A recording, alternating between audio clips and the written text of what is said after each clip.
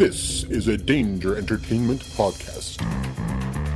DangerEntertainment.net. Danger Entertainment Podcast Network.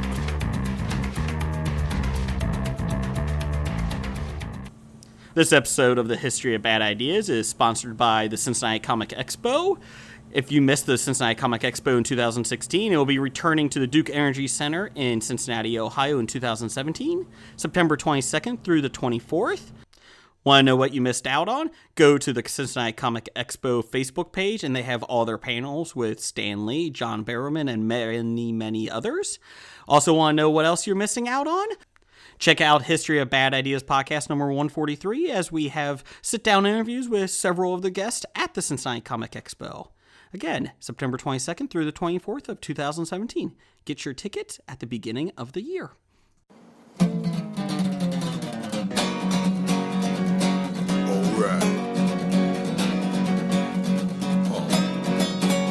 It's about comic books and movies, growing up with Rokusuki.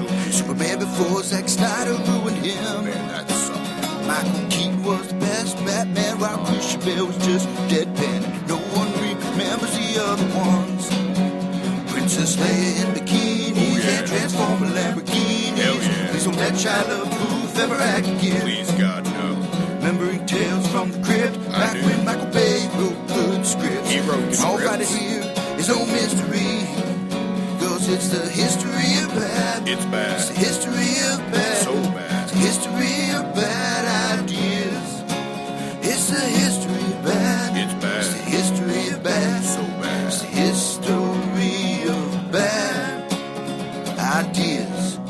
Podcast.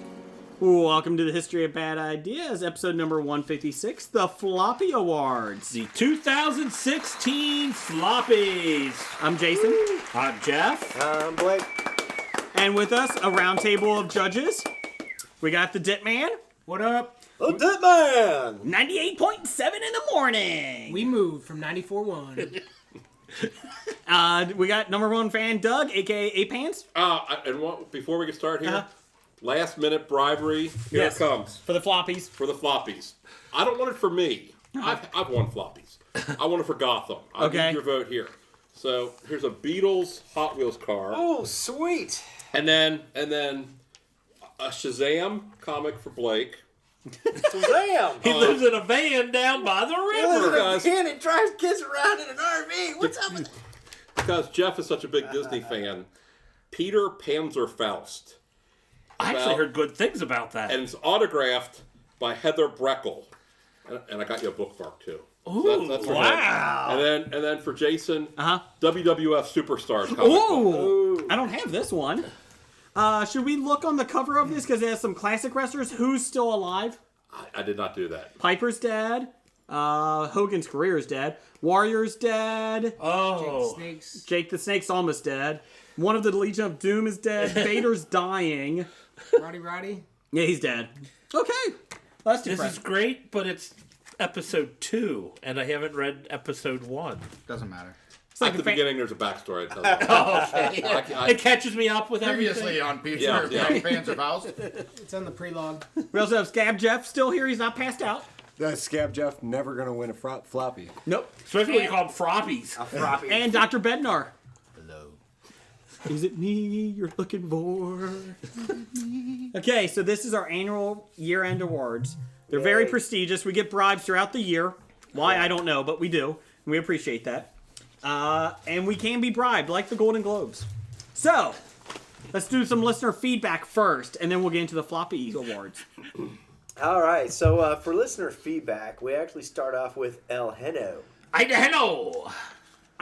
Co-Canadian of the Year last year. Yes, he was co-Canadian of the year. Checked the ratings, and Gotham is beating Supergirl, Flash, Agents of S.H.I.E.L.D., yada, yada, yada, Floppy times 3, hashtag Gotham rules. He does Gotham Lights with Steph, and he would like to put in his vote to get Gotham another Floppy. He wants a three-peat for the Best Geek TV Floppies. show 3 years in a row is what he wants. It's won the last 2 years. I'm not sure that any of those three shows that he listed is better than Gotham. We're going to talk about that when we get to There the you go. But I floppy. think what he's saying is it's probably the best rated. In my opinion, the ratings don't affect the outcome of the floppies. As much as actually watching the series. As much as bribes. Bribes are much better. There you go. Like a signed autographed picture of Remy LaCroix. That's right. Or if a bribes autograph picture of the penguin came in. I'd rather have the From Remy Gotham? LaCroix. What's next? Next, we got Cotton with a K. Cotton at B. Cottoned. Says that expecting Hobie to play all 20-plus minutes of Graphic Novice's submission on December 27th's Floppy Award. Good shit, Miyoki. We will play because that's their. We have a lot of guests. We have guest presenters giving out awards, including Graphic Novice. We have like 6 or 7, and the reason is because we just don't want to do that much. Of No, a show. the reason is Oh, I the mean- floppies reach out to everyone, and we want to include as many people as possible, including some international brethren. Yes.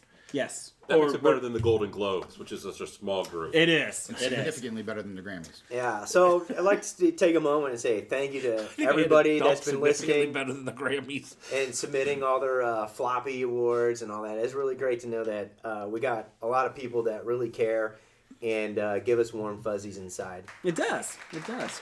Makes our pants feel funny. Warm fuzzies are going to the exteriors now. We will skip the news. We don't even care about that. We're going straight to the Floppy Awards because we got a couple new categories that we'll add on at the end. But let's start the Floppy Awards off correctly. We are doing the worst new show on TV. The nominees are Kevin Can Wait, Man with a Plan, Bull, Second Chance, or Fuller House. That's some rough That's movies. really Hold tough. on. It's bad. So everybody gets a vote. That's on the show this week. Yeah. So, Past So you winners. sitting here at the table. past winners. Oh, sorry. Go ahead, Jeff. So you sitting here at the table have an impact on the flop. And since we got a lot of floppies, make your arguments quick. Are we And- like super delegates? Or... We are super delegates. Well, But it doesn't matter then because You the guys are regular Electoral College delegates. will end up choosing it Jason, anyway. Blake, and myself are the super delegates. That is true. And these are not hacked by Russia. And keep in mind, there's a lot of Pez lying around here that you can pick up and eat whenever you want. Yes. Okay, here we go. The past winners, 2015 was Heartbreaker, which was changed to Heartbeat. And 2014 was a tie Badge Judge and Utopia, the reality show. It was so bad they had tried to change the name to make it better. That's part of the reason it won the floppy. I kind of like Bad Judge. Stop it. Anyways, So your vote doesn't count. Ditman, you go first. Which is the worst new show? I don't care if you've seen them or not. You get to pick. What's your... Or if you really want to, throw out a curveball from left Yeah, field. you can throw out one out. I'll just say Fuller House. There's no reason that should have ever came back. Okay? Wrong. Doug, ape hands. Not man hands. I'm with Fuller House because you have to have a show that people remember that was Okay. that bad. Blake, super delegate. Your vote counts for 2. Not really. a rare solidarity, act of solidarity, other than the fact that Jason sucks all the time, I will go with his Kevin Can Wait. Thank you. Thank you, Blake. I'd say. You still suck. You know what? Amp was not that bad. Oh, you guys need a hug. I think they're sleeping together. That's why you got the vote. Scab Jeff, what's your pick? I have seen all of these shows, and by far, Fuller House is the worst. Okay. Dr. Bednar. I've seen none of these shows, but Uh-huh. Kevin James somehow got his producer fired or something from that Yes. show. This, And as bad as that show is, I think that takes the cake. okay. Jeff. I've seen some of these shows, and I can't imagine anything is worse than what Kevin Can Wait is. And you know what? You know what my vote is. Super going. Yeah, we all It's know done. that you're voting for Bull, so It's as we go, done. it's a tie. You know what? I've never seen Kevin Can Wait, but I'm going to vote for it. Fuck you, Kevin James. 4-3. Kevin Can Wait wins the floppy. That's got to be like another. So Scab Jeff, I got to ask. How does it feel knowing that Kevin Can Wait's won a floppy and you haven't? Is this about as bad as when 3-6 Mafia won an Oscar before Martin Scorsese? I wasn't even nominated for this. You're not a worst new show. Damn it. Now, let's do Best Geek TV Show of 2016. This is picked by fans and Hobie. We So let the fans have a vote. We threw out polls. Yep. We had four votes for the first round, 4 different sections. And the fans' nominees finally got down to the 4 that they liked the best. These nominees are, for the fans, Supergirl, Agents of S.H.I.E.L.D., The Walking Dead, and Lucifer. And the fans voted, out of these 4 that they picked, last place was Lucifer at 6%.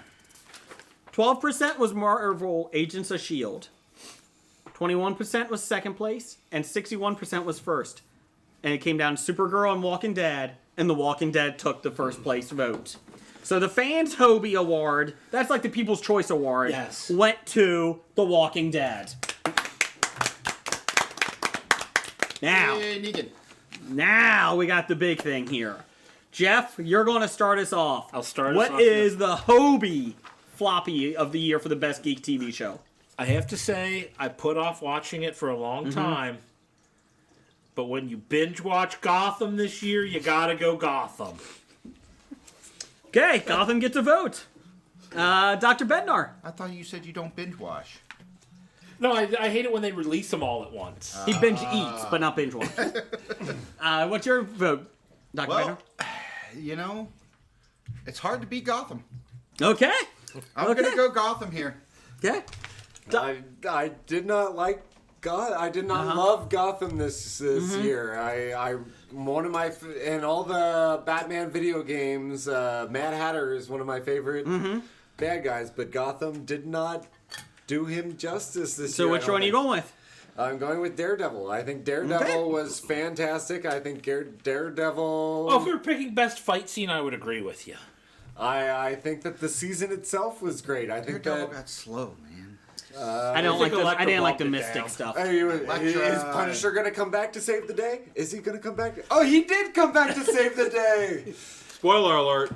Oh, I'm not done watching. Blake, what do you have as your pick? How many months I ago am was going to. Where are you going? I am going to make a pick, Okay.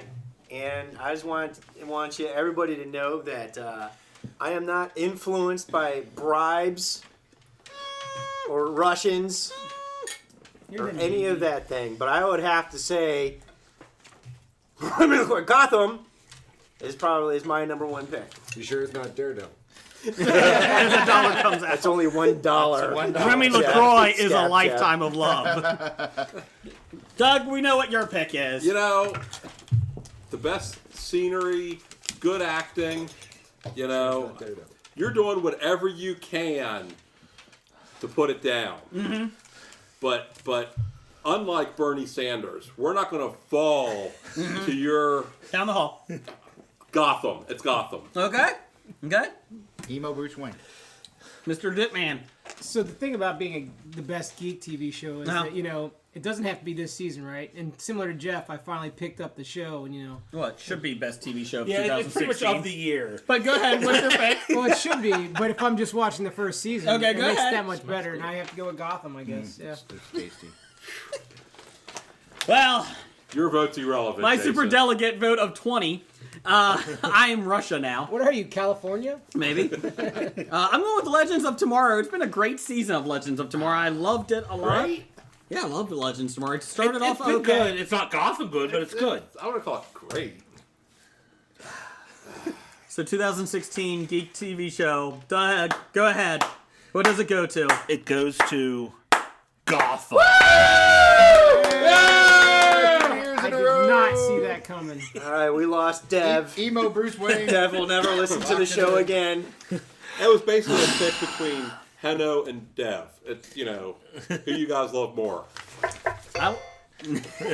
And to quote Dev, Well, you know what? There's his first correction in the new year. let's get to the big one. But I've got a beef with this qualifying round shit, Yeah. man.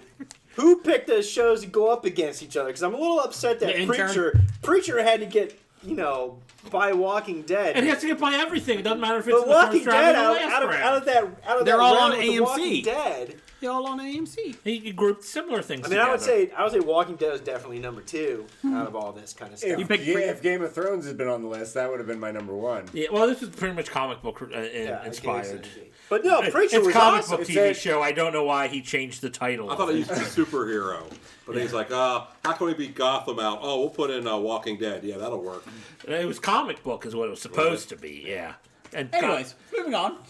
no, I'm Good, Blake, what were we the going to say? problem I have with the fans voting Walking Dead is apparently it's the worst season of Walking Dead that they've had. It's better than Gotham, though. Even the worst season of Walking Dead is better than most of the shows. I do say Preacher.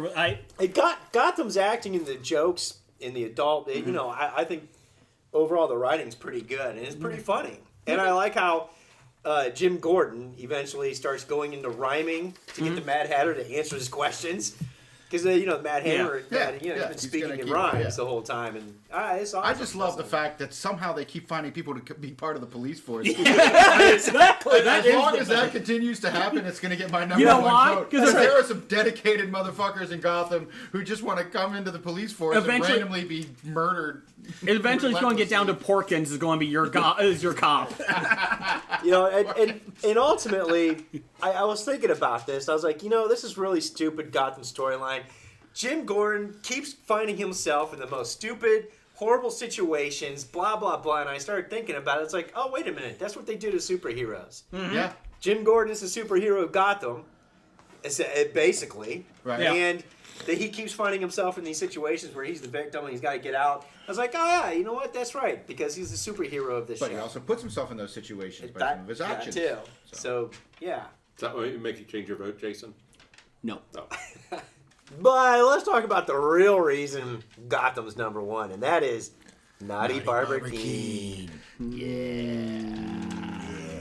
You like her better than the prostitute from Yes. Firefly?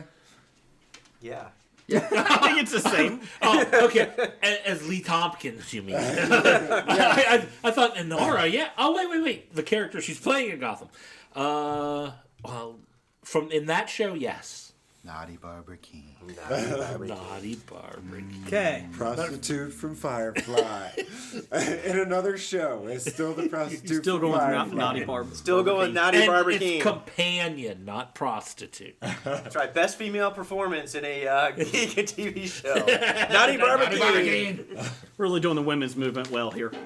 Let's see here. Let's go to the first. We have three. Wait a minute. We give a lot of attention to Chris Pratt's abs. We do. Chris Pratt's abs. Oh, wait a minute, let's take a moment. Chris Pratt. Well, let's get to the. We have 3 big awards this year. We have the Idahoan of the year. There's no I. What? Yeah. Idaho. That was from Idahonian? spell check. Idahoan. Idahoan. Idaho. Who's the hoe? Idahoan. Okay, so spell check is right, so your pronunciation is wrong. Yes. Well, gee, that's a first. Are they Idahoans or Idahodians? We also have a Britain of the year and a Canadian of the year, which is the biggest prize of the year. I've never been to Idaho, so I think I should be... You do not win this one. I should be nominated. I've never been to Idaho. You got 0% of the vote. Okay, we put this to the fans, and the fans picked the Idaho of the year. Idahoan of the There's no year. second I. We had nothing to do with this. The nominees are the Green Up Podcast, the number 2 Oregon podcast out there next to us. They're neighbors of Idaho, eh? VF from Graphic Novice. Tony from Salty Language. And Imran from Jock and Nerd Podcast. This goes to the person that does podcast that does the best representation of what it is to be from Idaho and live in Idaho, the rural culture. So they represent Idaho the best. They really don't have to be from Idaho. Oh God, no. Who would be from Actually, if Idaho? you're from Idaho, you're probably banned from being nominated. Or if you're really from Idaho, you get the Canadian of the year. That's true. Co-Canadian. Last place with 15% of the vote, VF from Graphic Novice. Sorry, VF. I tried to vote for I you, voted except for I you. didn't. 19%, Imran from Jock and Nerd Podcast. Love you, Imram. sorry, Imran. Yeah, he even listens to us, so we can't argue. Sockboy doesn't know. And first place, it came down between Green Up and Tony from Salty Language. It was a 35% to 31% of the vote. Don't blame us. Blame the fans. And here we go, the Idahoan of the year. Idahoan. Idahoan. Who's the Hoan? Idahoan. The Grain Up podcast with 35%. Well, they can't win Oregon of the year because they don't come in first, so let's do that. Tony was close with 31%. Tony was close. Tight run race. It was a tight run. So you know, I think Coach the Russians hacked Biggs, that one. Coach Biggs to Tech Time Teddy, and Clint. Can't forget about Clint, and apparently VF is joining after the death of Graphic Novice. Well, if they would want the show to get worse, I guess. No, VF, not Nickel. Oh, okay, good call. I got a hat. So, congratulations. If you guys would like to send in a, speech, acceptance speech, we might play it. Anyways. Well, we'll consider it. Yes. So then, we got the first of our guest presenters, Snake Oil. They have the best independent comic book title of 2016. Hello, loyal Hobie listeners. It's the Psy Guy, Big Dev here, from Snake Oil Comics, Snake Oil Horror, and Shot of History to present the 2016 Floppy Award winning Best Independent Comic. Now, if you've listened to Snake Oil Comics at all this year, you'll know that I've predominantly stopped buying floppy copies. So, to actually pinpoint the best in independent comics, I actually had to rely somewhat heavily on the proprietor of Coy's Comics, also known as the Colon of Comics in Saginaw, Michigan, to actually give me a good idea of what books that came out this year that I should be reading.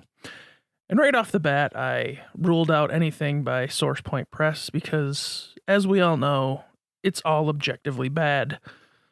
So, let's get into the nominations, shall we? The first book that I am nominating for the Best Independent Comic is Seven to Eternity by Rick Remender and Jerome Opeña from Image Comics. This book is a sci-fi fantasy book. Art is gorgeous. Colors are gorgeous. It does tend to be a little bit wordy. It's a nice, thick, heavy comic. It's already 3 to 4 issues in this year.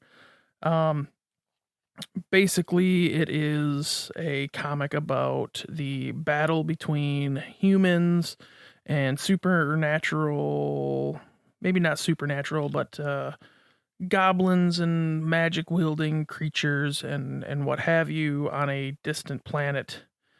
And it's a great read. I've read all 3 issues since Steve convinced me to buy it. And that's why it's making the list.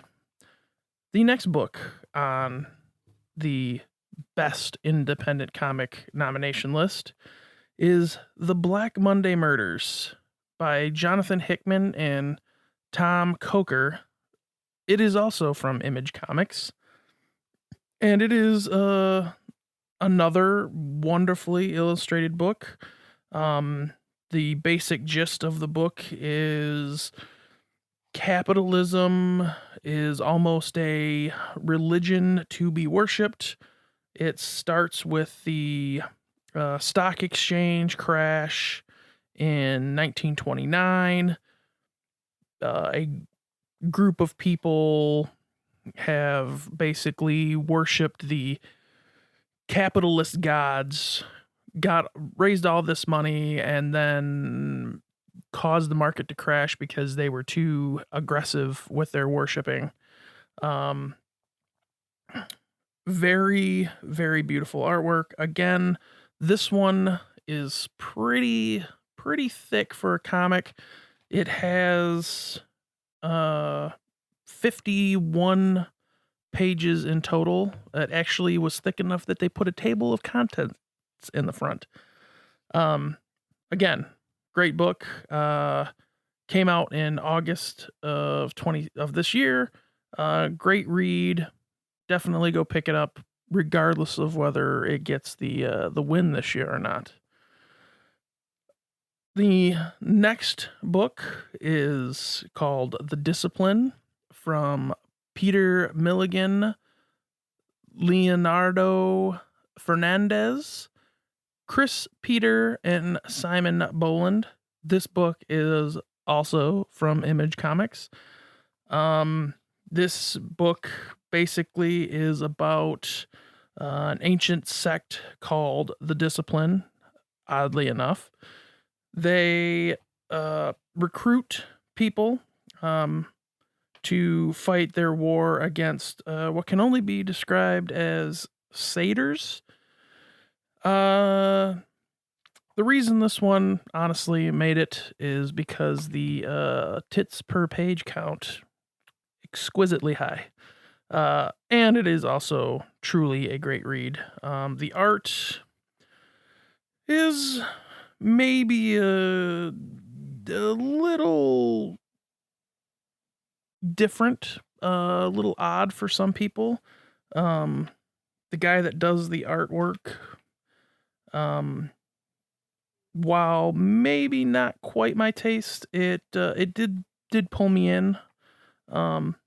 Definitely another book worthwhile picking up. The fourth book nominated is called Reborn. It is by Mark Millar, Greg Capullo, Jonathan Glampion, maybe? I don't know. Who cares? And FCO Plesinia. This book, also by Image, there seems to be a theme here, is about the what happens after we die. Basically, you come back as either a fighter for the army of good or a fighter for the army of darkness. There is no God, there is no devil. How you lived on Earth determines what you become in the afterlife, and you basically get to live one more time, but just on a separate plane of Earth. If you're familiar with Capullo's work on Batman, again, he just kills it with this art. It's also a great read. Millar can be hit or miss from time to time. And it'll be interesting to see how this ends. Because if you're familiar with old Gray Sorbeck from Snake Oil Comics, he seems to think that Millar can't finish a book for shit. So it'll be interesting to see if this one actually wraps up nice and tidy. The last nomination on the greatest independent comics of 2016 is a book called Hadrian's Wall by Kyle Higgins and Alex Siegel, and art by Rod Rice. This book is about a exploratory space freighter that goes planet to planet and searches for new minerals and whatnot for use on Earth. There is a murder. The gentleman that gets murdered is actually the friend of the friend / enemy / wife stealing pig of the main protagonist. He gets called up, the main protagonist gets called up to investigate the murder. The ex-wife is on the ship. Shenanigans ensue. It's great. The creative team on this was also on the book Cowl. So if you're familiar with the artwork from there, it's very tight, but loose at the same time. Colors are very gray, kind of almost antiseptic in some cases. But again, it very well fits the book. No complaints. This book also happens, even though a Source Point Press title did not make the list, this book is important because the graphic designer for this book is old Rich Bloom, Dickie Bloom from Source Point Press. He actually did all the graphic design work on Hadrian's Wall, and I can't say that it makes the book better, but it definitely caused me to buy this book without really even thinking twice. So, to recap, our nominees are Hadrian's Wall, Reborn, The Discipline, The Black Monday Murders, and 7 to Eternity. And now the moment we've all been waiting for.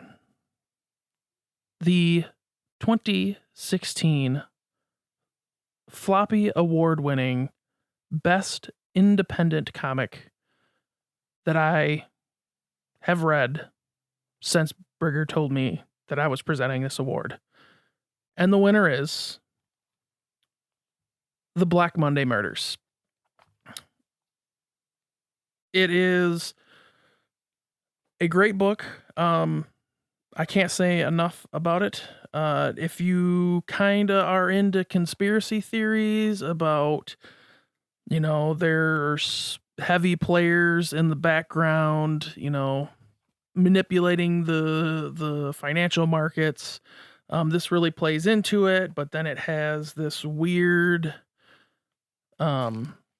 tie-in with, like, it's almost a religious sort of thing. On the back of the very first issue, it says, "All hail God Mammon." It's just a fantastic read. I can't say enough about it. The colors, while muted in a lot of panels, it really fits the book. You get this sneaking suspicion about exactly, what kind of people the main antagonists are. It's just a great read. I would definitely suggest going and picking this book up. And for Snake Oil Comics, Shot of History, and Snake Oil Horror, that's it. Thanks again to Brigger, Blake, and Jeff for allowing me to present this award, and forcing me to read a bunch of comics that I probably wouldn't have read if they hadn't told me that I was presenting. Hopefully the rest of the presentations go well, and I win an award this year after sending all that Pez. Until next time, I'm Big Dev the Sci Guy. Take it easy. All right, Dev, we'll see if your Pez actually pulls off miracles. Okay. What's next, Jason? We got Best Mainstream Comic Book of 2016, presented by Graphic Novice. They're not recording a show, so might as well record a segment. There you go. And thanks, guys. So off to you, VF and Nickel. Okay. All right. Now, what is this? Top 5 comic books of 2016 Hobie Floppy Awards. We're at the floppies. We're at the VF. floppies here. Hi. Wait, you look all serious, but is this your first year as a floppy nominee? You're up for a floppy this year. This is big. I think this is more of the sympathy award. Oh, please. This is like what's his butt who got that award for the Revenant? Leonardo DiCaprio. Yeah, Leonardo DiCaprio. This is my got a little sympathy sympathy Leo award. That's what this is. I don't know if it's sympathy. It was actually, I don't know why I'm even saying award. I just nominee, so I might even not even get it. That's what they do. They like to pull you in with some false hope. I'm not falling for it like you are. I'm not sending little gifts, things to sort of nudge. I gotta butter up the voting committee. I don't know if you know this about me, BF, but I haven't won a lot of awards in my life. So when there's a chance, when there's a bleak glimmer of hope, I have to grab it by the short and curlies. Your third nomination? Is this what this? Third nomination for Floppy of the Year. One-time Soul winner. Last year, a dual winner. Right. It was they split the award in half. It's a little bit heartbreaking. Yeah. I got a good chuckle out of that. I'm looking to make a comeback and reclaim my prize. I'm prepared to laugh my ass off once again at you not winning after you said some probably like close to $100 worth of something, because I'm sure that's what some things. We don't need to talk price. No need to bring up how much money I spent on my bribery. Right. So I am VF and you are Craig. Nico. Julius. We are the Graphic Novels Podcast. We're all experts on comics here. Big time. That's all we're good at. That's what we are. So we're. Who are you wearing tonight, VF? I'm wearing Old Navy today. Oh yeah. Yeah. That's nice. So it's a nice sleek. They decked you out for the big event, did they? Khaki shorts. Yes, they did. You know. They came by the old shack. T-shirt. They said, "This is going to be perfect for you. It's going to accentuate your love handles." When you're on the red carpet, what we need you to do is make sure they always photograph you from the left. That's this particular Old Navy suit's best side. I don't know what the hell I'm wearing. I think it's like Costco. Some Costco cargo pants. Tangent here. We're giving awards. We're not like the 365 guys that spend 20-30 minutes. Oh, I thought we had a 30-minute slot here. I thought we were trying to fill 30 minutes of air. No, we're just going to present and get out of here. We're going to present and we're going to get out of here. Always about efficiency. Mm-hmm. Top 5. Top 5 comics. Top 5 comics. It's deja vu. I felt like I've been up here giving awards away already. Have you? I might be helping giving away video game awards. Who knows? You're a big part of the floppies this year, buddy. Nicely done. Yeah, thank you. It's gonna be. What are we doing if you win Idahoan of the Year? Where are we going? Where's the after party? The after party? Well, you have to take out your friends and family if you're a winner. You do? Go out and celebrate, party. Oh. Get into the sauce, if you will. You have any plans? I'll take care of it for you. We'll think of something cool here. Okay, top 5. We did this last year, right? We probably did. I can't remember. We did exactly.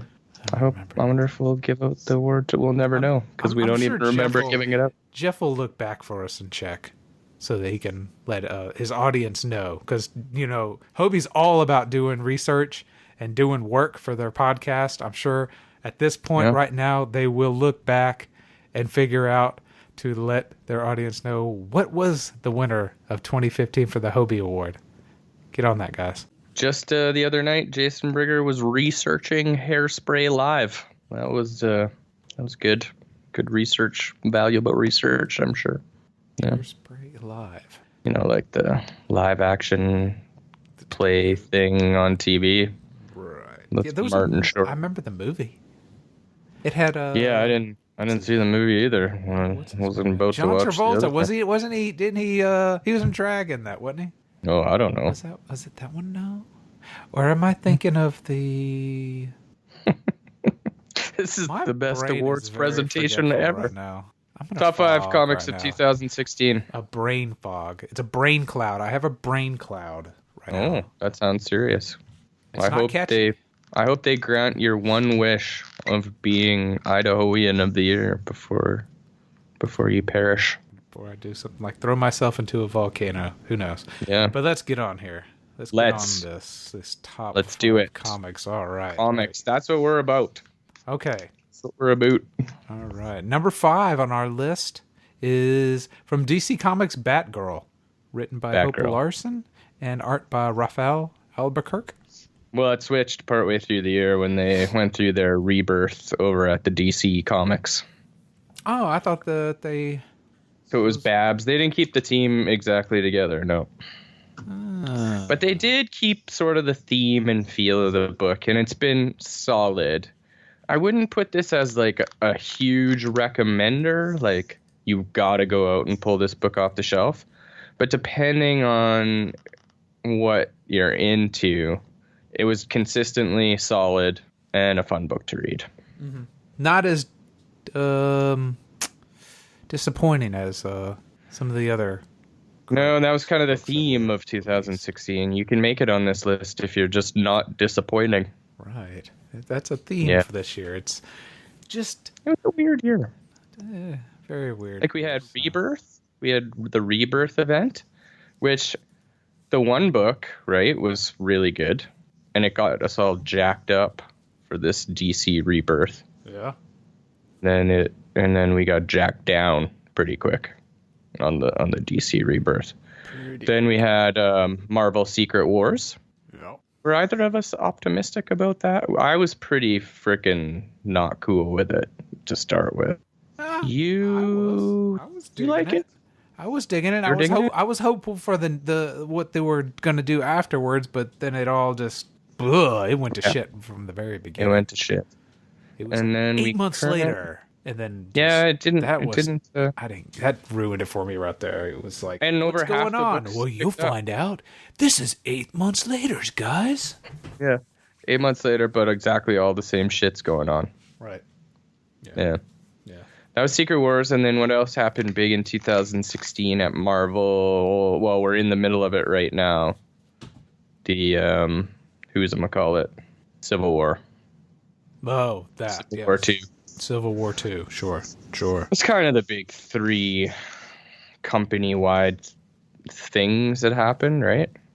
Like that encompassed all the books, those companies. Big event stuff, yeah. I don't know if we're missing anything. There was some like Justice League stuff, some X-Men stuff, some Avengers stuff, but those were the big company-wide things.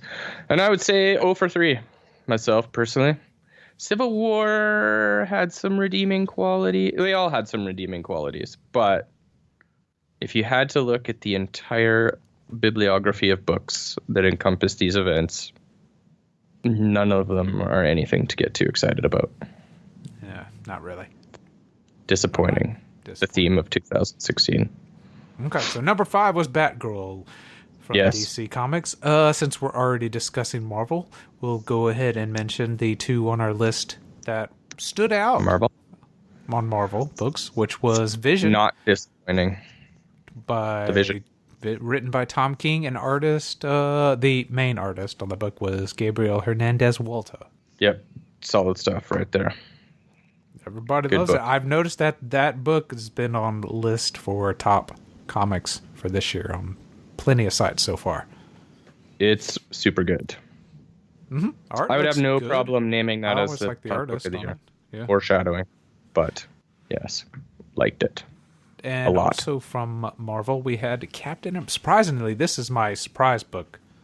Was Captain America Steve Rogers? Yeah, you weren't even going to buy this book. Writer and Jesus.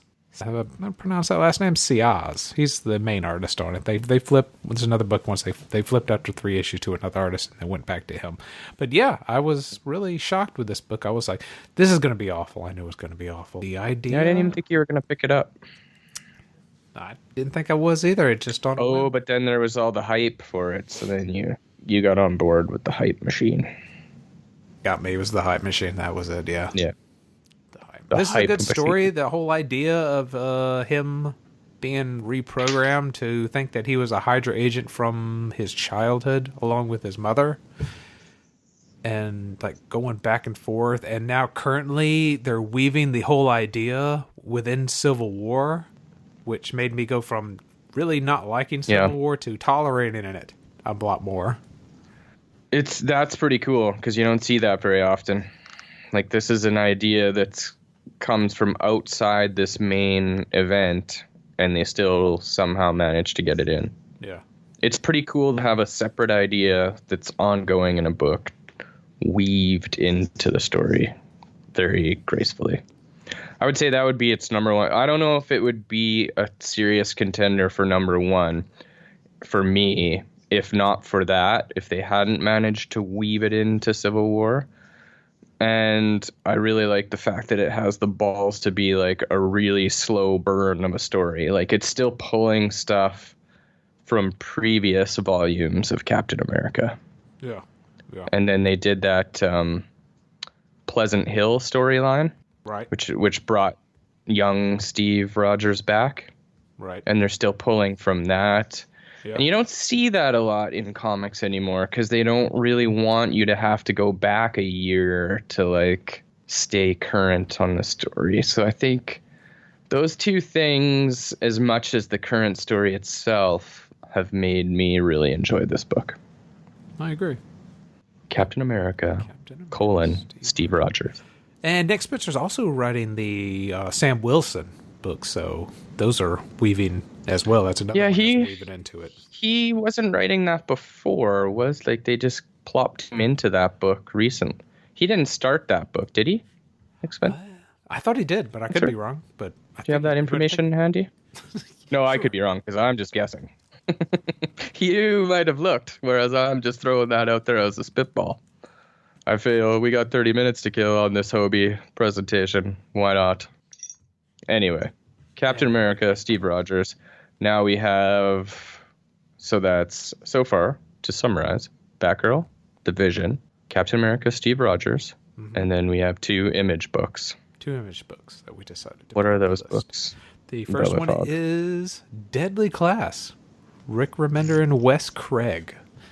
Now This is my surprise book, period. Yes, surprise book, period. It was in this lull. You were like, I can't believe that you got me to buy another Remender book as much as I do not like him. Yeah.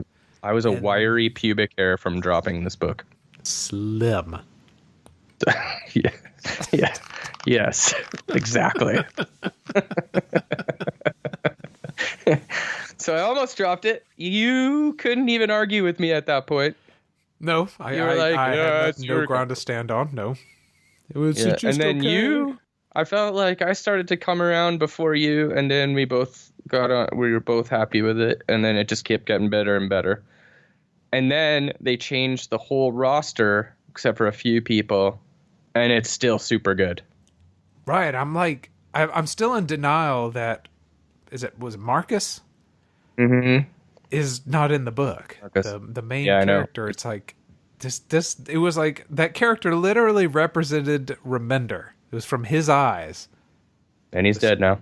And I'm like, geez, this Yep. is like it pulled another Southern bastard on me. Ballsy book, and it's pretty good. It's about a kid who goes to a school to learn how to be an assassin, with a bunch of other badass kids learning to be assassins. Right. And they're usually like kids that are from families that are like mafia or yakuza.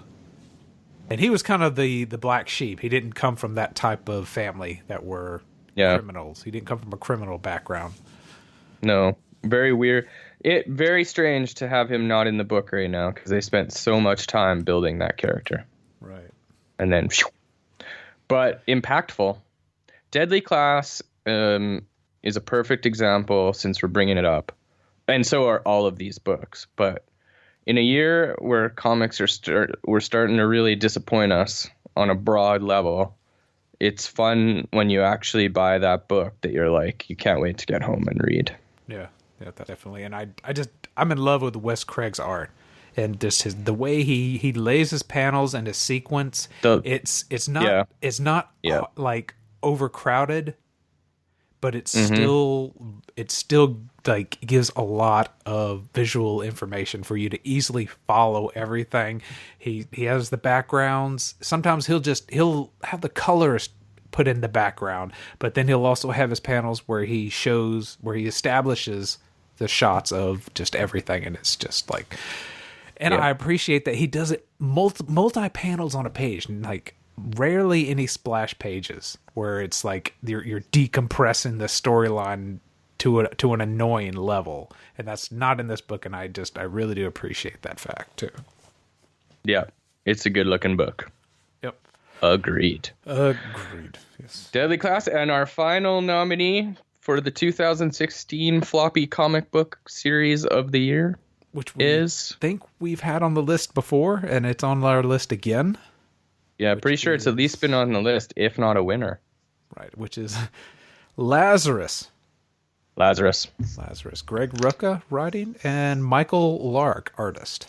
I think it went on a significant. I know it went on a pretty significant hiatus in 2016, but it's so good you can't keep it off.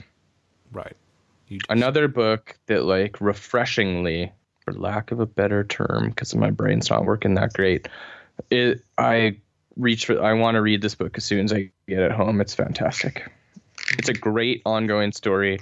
It's like there's a ton of world building in this series, but yet it's written in a way where even reading month to month, you don't lose all the knowledge that you need to follow the story. Right. You don't get confused. You don't get lost. Like, what's a Revenanar? Or, I'm just throwing words out here. He's the what? The head honcho leader of the Babuli Luli land clan? What? And then you forget that in the next issue, and you gotta, and then you gotta go to the next. Like, you get the next issue, and you gotta remember to this. Like, what was that again? And what does it mean? It's like, yeah. This some book, of that he's ground a lot of things to where it's too similar to today's technology and everything, which is, to me, the best thing. It's like you gotta anchor it to where, like, okay, I gotta somehow relate this to what I'm used to. You can't just go crazy and then not expect people to get frustrated. It is a skill to be able to write the way that Rucka is writing this book, to have this complex of a world and still be able to read the book month to month, as opposed to, picking. And sure, it's great if you pick it up and read it all at once, but to still be able to follow it, there are a lot of writers out there that just haven't figured that out yet. But Lazarus nails it. Right. It feels like pretty cool story. It's like a TV episode nearly for each book that I read. It has a good opening and a good closing, where there's nothing that really hangs too much. Yep. Kind of gives you the one plot, like the hanging plot on one significant event, but there aren't all these things shooting off that you got to keep track of necessarily. Right. Maybe that's how he does it. Yeah. I don't know exactly, but it's fantastic. Yeah. So, Velvet Fog, before we announce the winner, just a list without explanations, but do you have any lists of books that people should check out because they are still quality books and you're enjoying them, but maybe didn't make our list this year? Well, I was enjoying the Dark Knight 3. I still enjoy Dark Knight, yeah. Right. Well, yeah. I'm going to keep calling it Rises. Dark Knight Rises 3. The Dark Knight 3, the Frank Miller, The Master Race. Master Race, yes. I've been still enjoying that. It's pretty good. I personally have been still enjoying Amazing Spider-Man. Yeah. Yeah. I have no problem with that. No, I have no comment. It's good. Right. What about you, Julie? I would add Postal. Image book, Postal. Little off the beaten path, but good. I would add Southern Bastards for sure. We felt weird about putting too many books that one of us is reading and the other one isn't reading on here. So couldn't really go with Southern Bastards, but Southern Bastards is fantastic. I didn't even know that was still out. I just hadn't noticed it on the shelf. It went on a little bit of a hiatus, so you haven't seen one for a few months. Ah, okay. It's on the hiatus right now. But there was enough. We talked about this when we were coming up with our list, but Afterlife with Archie is still a good read, but I think there was only I think there was two comics released in 2016, so can't really put it on there. Surprisingly, Mockingbird from Marvel was really good. I enjoyed it. And then we were you don't want to go into too much that's way off the beaten path, because that's how it'll be that we'll lose them all. So, well, we won't lose the people listening, just like, I guess, just Brigger. But anyway, so those are our honorable mentions. If you have a drum roll, queued up. You can announce. I got the envelope. A lot of. How about if I just open up the envelope? We don't. That's fine. All right. Open the envelope. All right. And the winner of the 2016 Comic Book of the Year Hobie Award goes to Lazarus. Oh, I knew it. I knew it because I helped pick it. Yay. Yay, Lazarus. Yay. Yay. Well, that's us. We used up as much space as we could. Before I leave the stage here, let me just wish you the best of luck on that Idahoan of the Year award later tonight, BF. Oh, you too, for Canadian. Thanks, buddy. I certainly hope you win it this year. Yeah, I'm sure you do. I'm sure you're rooting for me. I guess that's it. That's it. Have a good night. Well, thank you, Nickel and VF. I kind of fell asleep during the ramblings that you guys had, so... That was like the Ishtar of floppy segments. But Let's move on. Let's move on. We got a big one now. This is fans pick the Britain of the Year. Oh, we're letting the fans do this? Yes. Man, we're giving up way too much power here. It's just less than we have to do. Am I nominated? No, you're not. Shouldn't it be the Brit of the Year, not the Britain of the Year? Brit of the Year. No, we're floppies. It's Britain. Okay. Have you heard me talking? We're voting for Great Britain. Let's see. We got nominees are Kevin from the 365 Flicks podcast, Chris from the 365 Flicks podcast, Can't say it twice in a row. That's not even a number. Sean Bean, and Emily Blunt. But Sean died during the making of this podcast, So he's been eliminated. He's been eliminated. Yet he's still tied for second place. Yeah, he is still tied. Here we go. With 14% of the vote, which can't really surprise me. In last place was Kevin from the 365. I'm very disappointed at our fans. I know. He does a good British. Kevin is great, and I mean he sired 3 beautiful daughters who did an ad for us. Only 2 of them did a promo for us. Well, 2 of them did, but the other one's too young. Well, I'd vote for the 2 little girls then, none of these people. Well, that's why I voted for Kev. I feel like this is to getting give creepy. Scarlett and Ruby a thumbs up. I was going to say, if Scarlett and Ruby were nominated, I think they would win this award. Oh, in a heartbeat. They probably You know would. what? That's why I voted for Kev, was to give support to Scarlett. You know and Ruby. what? Forget it. Let's just throw it out there. Scarlett and Ruby, you win the Britons of the Year. Emily Blunt comes in second. Way to be, Scarlett and Ruby. You are the floppy winners of the year, which sounds really bad. No. Yeah, let's take that back. You are the Brits of the Year. Let's just do that. Brits of the Year. Well done, ladies. Well done.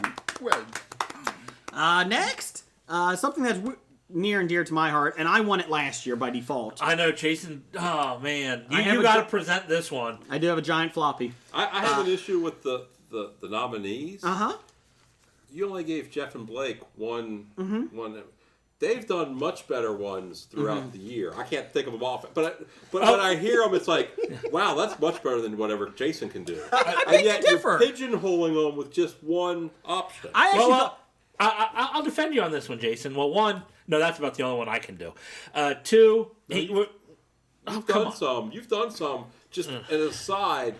And I've been really good, and it just, he doesn't hear you because he's so stuck on himself. Oh, good point. But we're just picking that one thing you're good at. Well, I got a couple.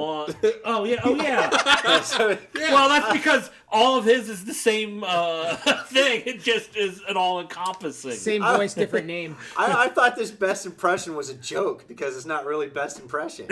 Oh. What? I thought it was a sarcastic award. It's the best impression by a Hobie host or guest, picked by the fans.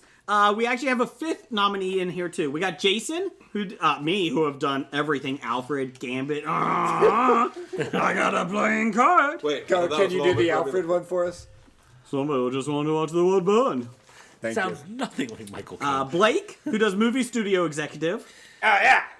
Torch Boy. Torch Boy. Hey, get that Torch Boy. Jeff, who does German studio executive. Yo, I like the boy who catches fire. Let's cast him. Kev, who does Kevin from 365 Flicks podcast, who does a British guy. G'day, mate. Cheerio. Hello, Vicar. I don't think he does that very well, though. No, he doesn't. He doesn't. Very cheeky fellows. He does a very good job since he's Italian. He does very good. But I like to say the British cunt word. Oh, I did it wrong again. You can't say the Queen's C word. And we got a fifth nominee, Scab Jeff. Impression, he tries to impersonate a writer. So good job, Jeff. Welcome to be a nominee. Come on, fans, vote for me. I want a floppy. Unfortunately, you were a nominee after the award. Let's see. So You were nominated after the vote. after with 10% of the vote in last place, as Jeff's usually at the bottom, Jeff comes in last. Then Scab Jeff or just regular Jeff? regular Jeff. Yes, I'm not in last. Oh, wait. In fifth place is Scam Jeff with 0%. Here we go. It's a two-way tie for second, third, I guess. Second, third. Yeah. Second, third. So we'll go straight with 19% of the vote each, and then we'll go straight to number one. Number one, 52% of the vote is Kevin from the 365 Flicks podcast. When he comes here in September, he'll get his floppy. Maybe his Yule log. So 19% of the vote was Jason and Blake. So he's like a French guy that impersonates a British guy? Yes.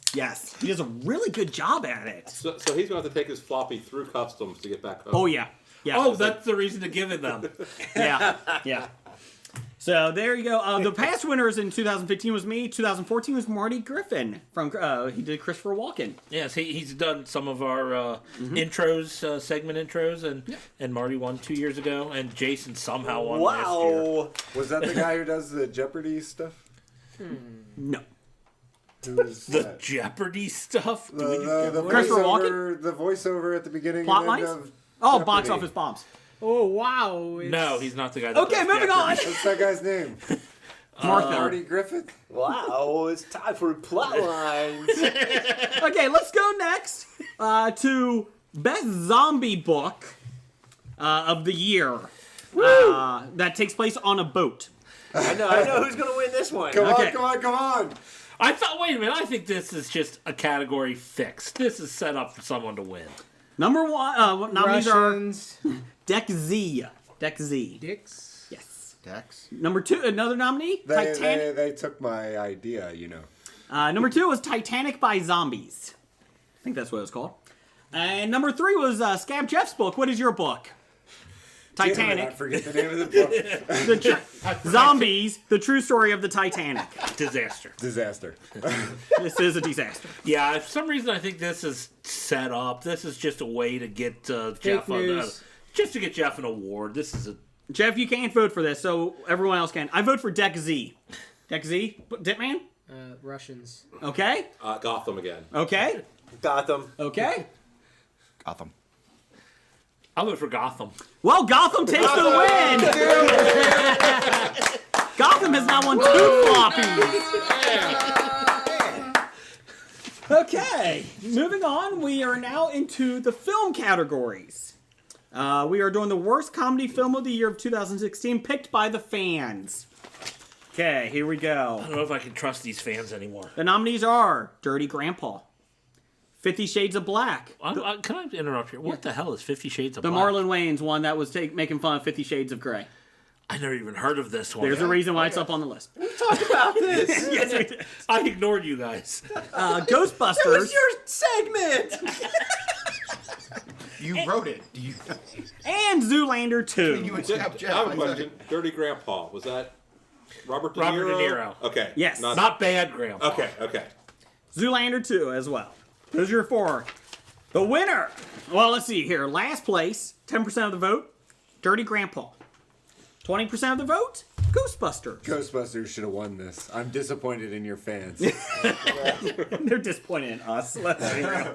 And with 40% of the vote to 30%, Zoolander 2 wins the floppy for the worst film of the year, comedy film of the year. Let's go. Yay, Ben Stiller. Somehow 50 Shades of Black came in second, and I don't even know what it was. Just for the record, I did not clap for that. Did you see Zoolander 2? Yeah, did you clap for when Gotham won Best Zombie Titanic Book? I did not, but I accept that. Because it might have been better than my book. I will admit Stand up that. with you there, Jeff. You know when you're beat. But I know that Zoolander 2 was better than Ghostbusters. You actually saw both of them? I did. I want to see Zoolander 2. No. Zoolander 1 was great. It was great. And you didn't see Zoolander 2? No. Nope. I'm still trying to get through Jessica Jones. The YouPorn and the Netflix I was gonna series. say, that's what she said. Okay, here we go. Most disappointing film of the year. It's voted on by this round table. More like a rectangle, but we got the most disappointing film: Batman v Superman: Dawn of Justice, Warcraft, Suicide Squad, Independence Day: Resurgence, Resurgence.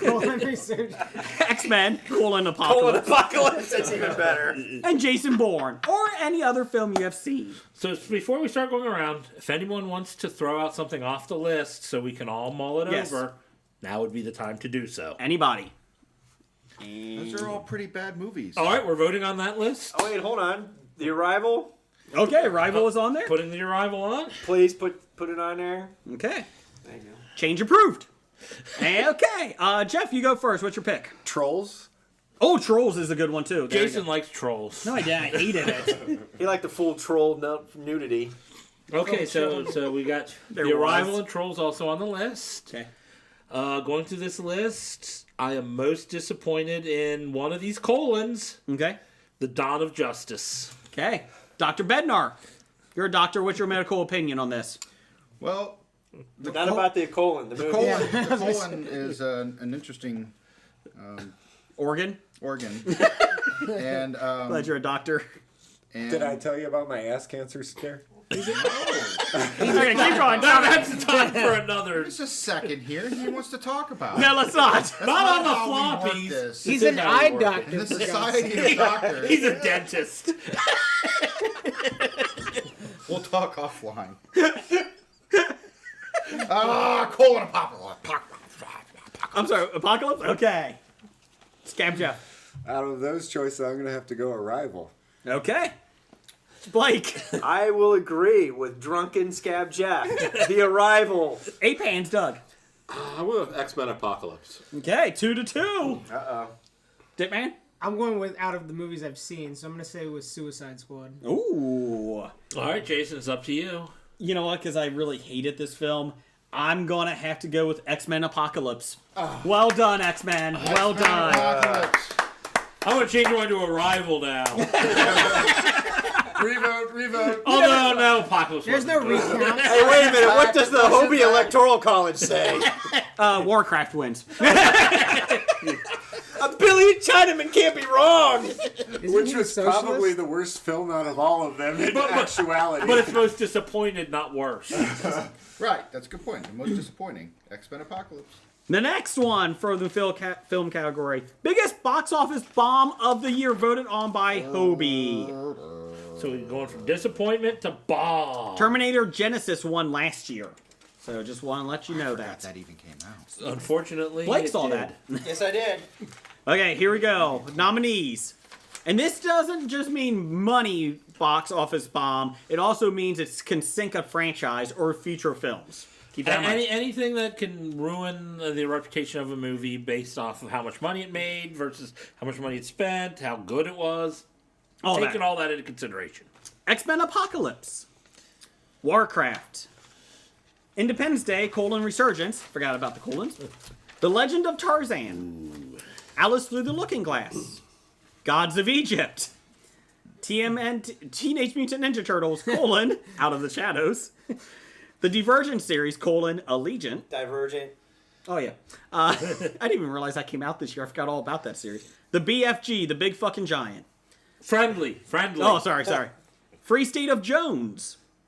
Ben-Her. Ice Age, Collision Course. Now, everybody here has the gross domestically. This is domestic. The budget and the critic score on Rotten Tomatoes. Which next year I think we'll do Metacritic. That's a little bit easier, but we'll do Rotten Tomatoes this year. So, Paul, you get to pick. What is the box office bomb of the year?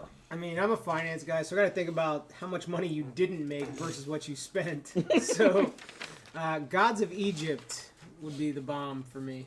Gods of Egypt, we'll do this quick here. Gross 31 million, budget 140 million, critic score 16%. So, that was a good one. That doesn't even get reruns on like TNT. Actually, it might be bad enough to get reruns on TNT. Actually, it's on TNT tonight. Right away. Pompeii's right after it. Doug, what's your... I have to go with Paul. It was, when it came out, everyone was like, why? Mm-hmm. So, yeah. And it had some controversy with the whitewashing of the Egyptians. You got to play all that into... whitewashing, too. Yeah, sure. With the whitewashing. The rest of the country whitewashes. Jason whitewashes. Blake, what do you think? Arrival's not on here. I'm really disappointed that the biggest box office bomb of the year is the one that lost $1.2 billion. Which one was that? Hillary Rodham presidential campaign. Political podcast, 2 doors down. That wasn't a box office. That was real life. Yeah, that was a... Whoa! Ballot box. Who wins? Which one was worse? Or Jeb Bush, who lost 140 million, and he didn't get above... get a nomination. He didn't get above 3%. His movie didn't go to print. Hillary at least beat out that old communist to at least get on the ballot. Oh, my biggest box office bomb is Hillary Clinton's campaign. 1.2 billion. She gets a nominee. Yes. Scab Off the board. What's worse is we all had to sit and watch that. Yeah, everybody had to watch the that. other ones we couldn't and make we're a choice. still having to watch And for it. those that think we're mean, no, we would have said the same thing if Trump lost. Was that a sequel to Throw No, Mama from the Train? because Trump didn't spend money. He just made the newscasters cover him. That's true. So we all lose on that too. Yeah, we lose on that. We've lost on that a lot. Scab Jeff, yours. I'm going to go with Teenage Mutant Ninja Turtles because my kid is a real big Teenage Mutant Ninja Turtle fan and he had no desire to see this movie. And it sunk the franchise. They're not doing another one. Really? Yes. I am not surprised. Did they sink that, or did Michael Bay sink it? No, they said that they're done for a while. Yeah. I have not seen Out of the Shadows, but the first Teenage Mutant Ninja Turtles on this, produced by Michael Bay, was actually not all that bad. Did he write the script? I don't know. He must not have. He wrote scripts. He did write scripts. He wrote scripts? He wrote scripts. Dr. Bednar. Did I tell you I've been on an elevator with Jerry Bruckheimer? Yes, I think you have actually. Did you wave your 3 fist? times today. Did you wave your fist and go, Bruckheimer? There was a movie on 2 nights ago that I started watching, and it was a Jerry Bruckheimer production, and I actually said out loud, nobody else is in the room, Bruckheimer! We used to do that anytime his ad or his calling card appeared across the screen in a movie. Bruckheimer! Stupid lightning bolt on a tree. Dr. Bednar, what's yours? Well, no, it was going to be a layup for Gods of Egypt because I'm kind of a statistics kind of guy, like Ditman over there. But Blake bringing up Hillary as a wild card here is kind of. I mean, I know it's not box office, but I'm going to stay within the parameters. Okay, thank you. Of your. This is why you get to be back on the show. Okay, so I'm going to go with Ice Age Collision Course. No, No. I'm going with Gods of Egypt. That's a. Ice Age Collision Course, that sunk a franchise too. No, the 4th one you did. Is this the 8th one? I think this is the It was 4th sunk one to go already. This is just them trying to tread If water. they would just put out the thing that's looking for the nut all the time, and they just do the 20 minutes Scrap. of that, If they just do I would actually go pay scrap to see Scrap for shorts that. should be And all right. that's it. Just do shorts and And then put them be in front done. of other movies. Is this the only thing that Ray Romano has left in his life right now? Well, men of a certain age got canceled. Wow. Jeff. Gods of Egypt. I narrowed mine down to 2. Uh-huh. And it was between Ben-Hur and Gods of Egypt. And I honestly am going along with the consensus. I thought Gods of Egypt deserves this award. Yep. You know what? I thought Ben-Hur was up there because Ben-Hur made $26 million, budget of $100 million, critic score of 25%. Yeah. I am going Gods of Egypt as well. It is a landslide. There is no reason why it shouldn't be awful. Hillary runaway Clinton is winner. close second. With a near miss by Hillary Clinton. That's the second award she's lost. Stay tuned. There could be a 3rd. Wow, the temperature just dropped in this place. Let's move on to the next nominee. Category is Best Abs of the Year, presented by Gotham Lights. El Heno, who is Blake's pod lover, and Stephanie. Hi, this is Heno. And this is Stephanie, and we're from the Gotham Lights podcast, A fan cast dedicated to the 2-time Floppy Award-winning television show Gotham. We're honored to present to the Hobie listeners the 2016 Floppy Award for Best Abs. The nominees are People Magazine's 2016 Sexiest Man Alive, Dwayne "The Rock" Johnson for Ballers. leading hunk of The Legend of Tarzan, Alexander Skarsgård. The next in line to have little Brad Pitt inside her, allegedly. Leading lady of Crazy, Margot Robbie. Future Baywatch heartthrob and star of Mike and Dave Need Wedding Dates, Zac Efron. And lastly, in honor of our 2016 USA Olympians, 6 feet of sunshine, sand volleyball badass babe, Carrie Walsh Jennings. Thank you to all of our 2016 floppy nominees of abdominal amazeballness for giving us all Blake boners, making Jason's panties moist and Jeff's beard of manliness erect. But before we announce the winner, please check out Gotham Lights on iTunes, Stitcher, and wherever fine podcasts are offered free of charge, and find us on Twitter at Gotham Lights and Facebook. And now for the moment we've all been waiting for. The 2016 floppy for Best Abs goes to... So who do you think? Margot Robbie had a pretty sexy belly there. Yeah, but I think there's really one that shines through. Yeah, it's true. It's Zac Efron, isn't it? No, wasn't thinking Zac. No, you weren't thinking about Zac? I mean, No. they did have Zac's belly on the cover of the Mike and Dave Need Wedding Dates, jacket. They actually had both their bellies, and they're kind of drawn on with, like, fake bikinis or something like that. True, but I'm thinking more of a King of the Apes kind of guy. Yeah, you could seriously, like, chisel things on that set of abs he had. You could just gnaw on them, for hours. Excuse me. So I guess the winner shall be Alexander Skarsgård for The Legend of Tarzan. Angel smile is what you sell. You promised me heaven and you put me through hell. Dreams of your love. Thank you, guys. You know what? I will agree with you, Alexander Skarsgård. That's who Jason was cheering for. I was. So thank you, guys. Let's see. Next is Best Geek Film of the Year, handed out by Hobie. Let's see here. Mostly a superhero film. The nominees, well, there's everything. So Again, we'll read the nominees. If you think something should be added before we vote, let us know.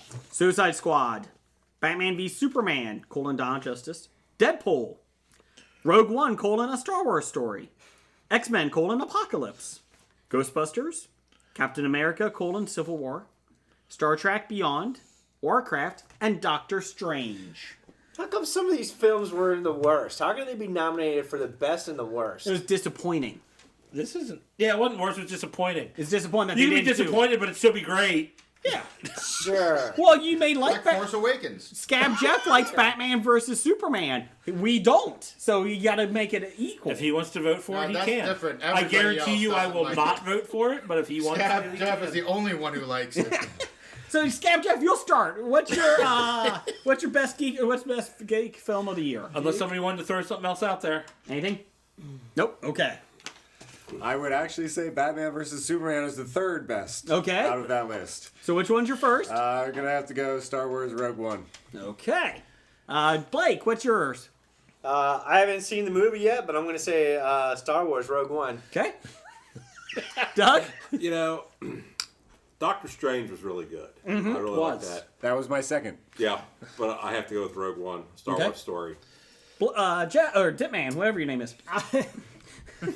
I'm gonna have to go with Captain America.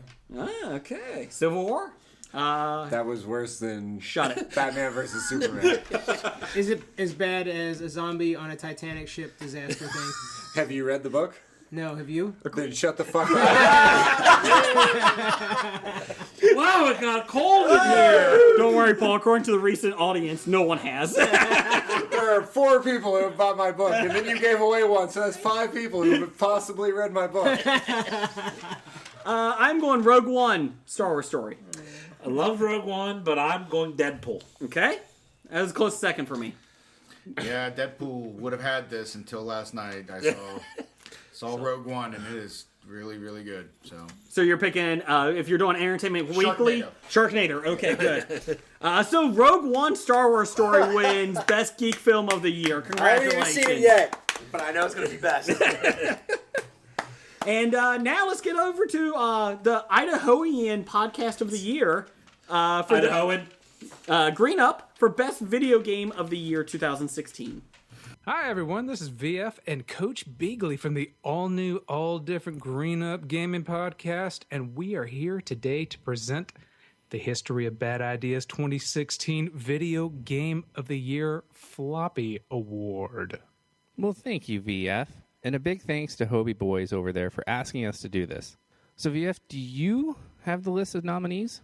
I sure do. I've got it right here in a sealed envelope. I'm going to kind of open up this one real quick to get the list of nominees. This is some super secret shit here, so no sharing with anybody here. All right. And the nominees for the 2016 Floppy Award Game of the Year. First up, we have No Man's Sky from Hello Games. Ooh. No Man's Sky. Have you played No Man's Sky? I haven't. I've heard good things about it, though. And bad things, too. No, that's true. Very, very bad things. This was like a game that people had put up on this huge pedestal of going to be the greatest game ever released. And Hello Games put it out there, and people were so pissed off. Now, I played it personally. I have a copy for my PlayStation 4, and I actually loved it. It's like, it's really calm, surreal type game. You're moving planet to planet, not really doing too much, because what they did is they released like a base game. Like they had all these things they want to do, in which they're adding into the game now. They have a foundation pack that they just released, 1.1, which adds like base building and freighters that you can buy now and stuff. So it's getting better. So Hello Games, good. I think they got a good game going on there. So it's good to see them on this list. All right. Next on the list, we have Battlefield 1 from EA Dice, published by Electronic Arts. That has to be on the list. Yes. You played this one? Of course. I own it. You own it. Yeah. Of course you do. You own Battlefields and Call of Duties. Those are the games you love. Yes. Do you like this one? I do. I guess I do. This one's like in a history, like they went back or something. Yeah, they broke the mold. They went back to World War I. No more of this futuristic stuff. They took a step back, went back to basics. It's a lot better. The only issue I have is the party system, and the loading and unloading of maps takes forever. And other than that, the game's beautiful. Oh, that doesn't sound like EA Dice. They seem to put out good games. I'm surprised that they got some issues. Yeah, I don't know what happened with that. I don't know, man. I guess when you're pumping out games like every year or every other year, you just gotta, gotta kind of skip some little things here and there, hopefully fix them up in there. All right, let's move on down the list. Next, we have Gears of War, developed by the Coalition and published by Microsoft Studios exclusively for the Xbox One. Now, this is a game that actually got me to purchase the Xbox One console finally. I know. I'm hoping this game wins only for that fact, VF. It should. It definitely should. Yeah. Just on that alone, to get a PlayStation man back over to the good old Xbox. Now, this was actually a really fun game. I went all the way through the campaign. I played some of the multiplayer with ex Green Up Gaming co-host Clint. Okay. And we had some fun. He was, I think he might have been a little angry that I'm now taking over as co-host of the Green Up Gaming podcast. But, I took the high road on this occasion. Well, he's on so many other shows, VF. I think he'll be okay. You know what? That's exactly what I told him, too. I was like, Clint, you got so many shows that you were on. Are you really going to miss this one? And he kept saying, yes, I am. I'm a selfish man. And I was like, I'm not going to deny that, Clint, but you need to be a better man in this case. And yep, he needs to put the big boy pants on. Exactly. But Gears of War is fun. I liked the direction that they took with the story. It's like they wrapped up Gears of War with the first three, and this is sort of like, a new generation. And I was really glad that they brought back Marcus Phoenix in this. He's like an old grizzly old man in this. That was just really great. And why haven't you bought it yet? I'm not a Gears guy. I did the beta. I did the beta for this one and the one for Gears of 3, and it's just not my game. I just can't get into it, unfortunately. Now, Jeremy of Green Up Gaming, who currently is on, I forget how he puts it, but he's out on duty right now on a ship. So he's a huge Gears fan. Loves the game. Seaman. Jeremy. Chief Seaman. Get the rank right. All right, let's move on here. Next up, we have Overwatch from Blizzard Entertainment. This is a game that kind of came out of nowhere for Blizzard Entertainment. They kind of like to stick to their staple of, intellectual properties with StarCraft and Diablo and the Warcraft series. So this was a pretty big departure for, the kind of games that they released. And it's actually really good because, you got to evolve and, change in this world of video games and these kids today and these games that they love to play. They're just crazy. And esports. So this is really interesting. I've honestly never played Overwatch. I have not either, but I have heard amazing things about it, and I keep missing the free weekends that they do, and I keep kicking myself for that. We need to do that, BF. No, we need to. Yes, we do. Yeah. And last but not least on our list, we have Dark Souls 3, developed by From Software and published by Bandai Namco Entertainment. Man, fucking Dark Souls. Ooh. I've never played it. I know nothing about it, but I've seen some videos. I actually own the first Dark Souls and do I own the second Dark Souls? Maybe I do, but honestly, I have not played the Dark Souls series games. I played Demon's Souls. Okay. Is there a difference?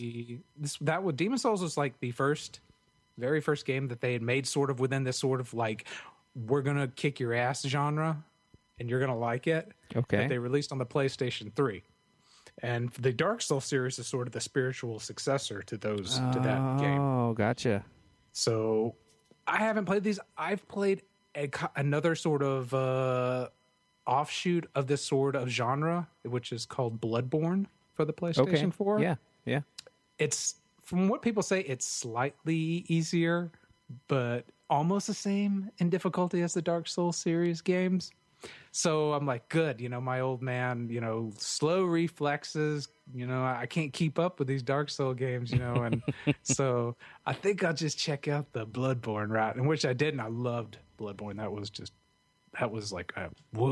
was a great game. The atmosphere in it was fantastic and everything, but Dark Souls is pretty much, from what I've seen, I watch people on Twitch play it, and and there's other little videos online, and I'm like, it looks really cool, but I know I would get a headache from being so angry at this game as I played it. So, well, thanks, VF. Yeah, that was awesome. No problem. 2016, great year for video games, wouldn't you say? Yeah, it was a good year. But I gotta be honest, buddy. I'm slightly disappointed that no Call of Duty title made it to this list. I don't know who sent us this list in, but damn it. Well, I'm sure they're just tired of winning every year. Okay. Call of Duty series. So you got to step aside and let some of the kids, the kids get some of the glory here with games and everything. So speaking of that, any games that you absolutely loved from this last year, 2016? Well, I'm disappointed that a new Barbie and her sister's Puppy Rescue wasn't released in 2016. The PS3 version, that solid gold entertainment right there, and to still be denied a sequel to Barbie and her sister's Puppy Rescue is a travesty. Okay. To those Barbie fans of us out there. But if I had to choose a second game, I would have to go with Titanfall 2. Okay. All right. That was actually a very entertaining game. I played the single player. Haven't really messed with the multiplayer yet, but that single player is a very tight, very entertaining. Oh, well, that's good. Camp. Yeah. That's good because the first one was garbage. It was hot garbage. Really? It was bad. It was just strictly multiplayer, though. Yeah, right? but the story they tried to tell was just horrible. It was horrible. Oh. Yeah, I kind of wish I would have picked that up over Black Friday. Yeah, actually, I think it might still be on set. Oh, all right. Because that's how I got it. I got it for like $30 bucks or something like that. Yeah, dirt cheap. Yeah, I think I'll get that. Sure. There's like this flood of games that came in like October and November, to where I couldn't. I wanted to get that. I wanted to get Dishonored 2, you know. I think we're getting off track here. Let's Yeah, get we back are. on Yeah, track come here. on, We got an come awards on. going on here. We're not doing a podcast here. Oh, goodness. We're doing an awards Yeah, here. the last thing we need to do is piss Burger off and make this a graphic novice episode. That wouldn't be so bad. Yeah, well, I don't think it would be bad, but he gets angry. Yeah, he does. So do you have the envelope over there? Because it never came to my house. Let me see. Did it come over? Okay, yes, here it is. Oh, thank God. Right here, the winning golden ticket award. Let's get this thing open. All right, and the winner of the 2016 Hobie Floppy Award video games goes to Pokemon Go. Wait, what? Pokemon Go is the winner. VF, where did that envelope come from? Where's this envelope come? What? Canada, Alberta, Edmonton. What is this? That makes perfect sense now. Damn your eyes. Oh, thanks, VF. Thank you, Ryan. Yes, and to our friends over at History of Bad Ideas podcast, thank you very much for asking us to do this. We had a great time. Sure did. See you guys. Peace out. And I'm Ian, and we are from the Pittsburgh Nerd Podcast. Hey, Ian, did you know our friends at the History of Bad Idea podcast? I use that term loosely with them.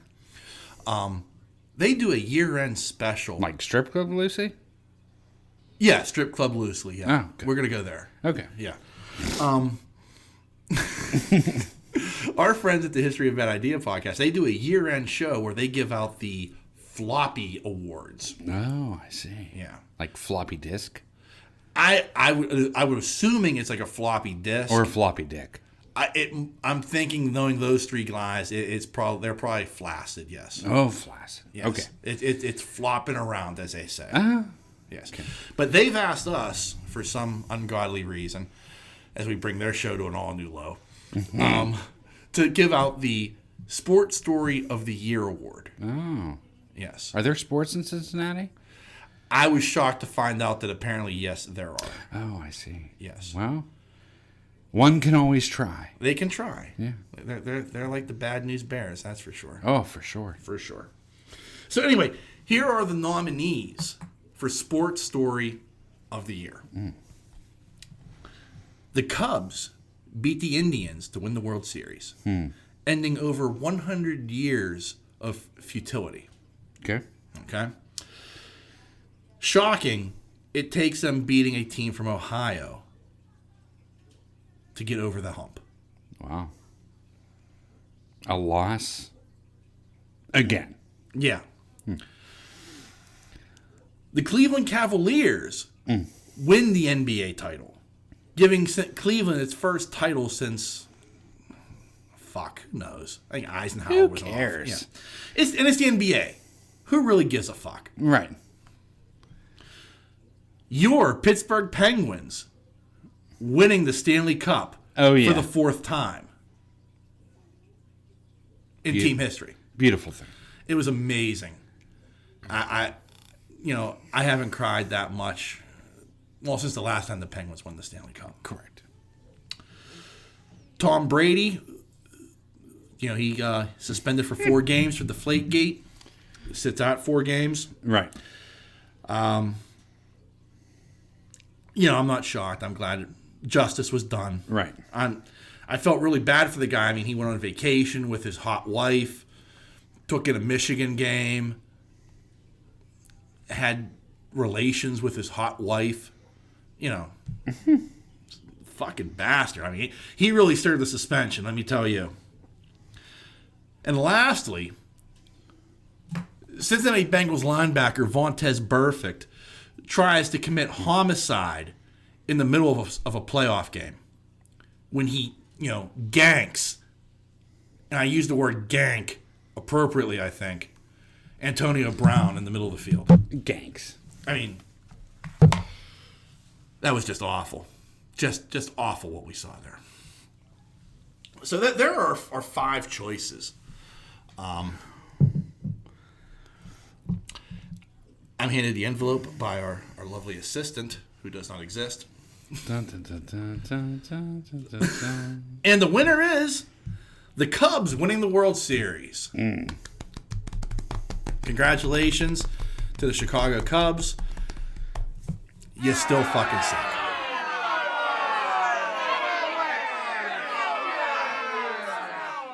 Thanks, guys. Both Green Up and Pittsburgh Nerd, even though the Cubs are awful.